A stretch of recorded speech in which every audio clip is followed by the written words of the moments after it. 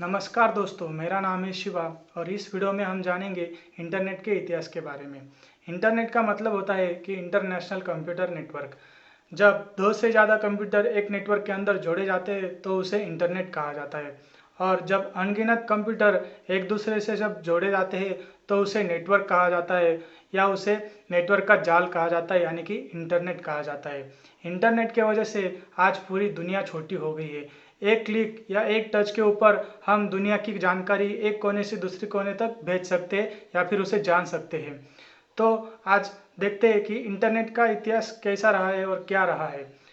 1969 में जब इंसान ने चांद पर पहला कदम रखा, उसी दौरान यूएस के रक्षा कार्यालय ने एक एजेंसी का निर्माण किया जिसका नाम था एडवांस रिसर्च प्रोजेक्ट एजेंसी, जिसका काम था कि डाटा को सुरक्षित तरह एक जगह से दूसरी जगह पहुंचा देना।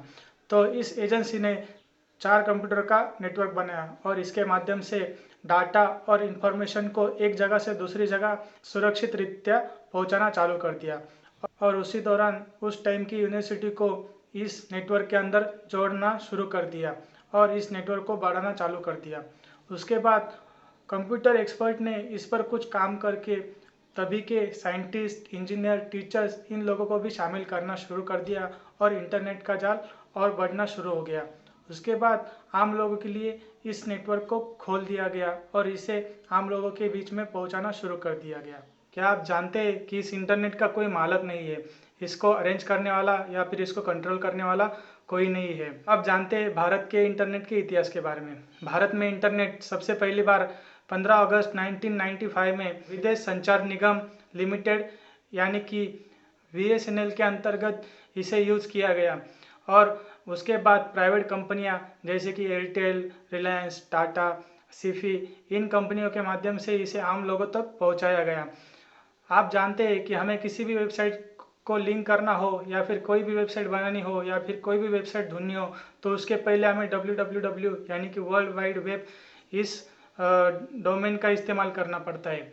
लेकिन इसे संरक्षित करने के लिए क्रोम, इंटरनेट एक्सप्लोरर जैसे ब्राउज़र सामने आए और सभी वेबसाइट को देखने के लिए एक शॉर्टकट की यानी कि लोकेटर का इजाद किया गया, जिसे हम यूआरएल कहते हैं, यानी कि यूनिक रिसोर्स लोकेटर। इससे उस वेबसाइट को एक यूनिक नाम मिल गया और इसे अंतर्राष्ट्रीय स्तर पर एक पहचान पत्र के रूप में देखा जाने लगा। www यानी कि वर्ल्ड वाइड वेब के अंतर्गत कई सारे पेजेस आने लग गए। उसमें टेक्स्ट, वीडियो, ऑडियो, ग्राफिक्स, इन सब का शामिल होना चालू हो गया था।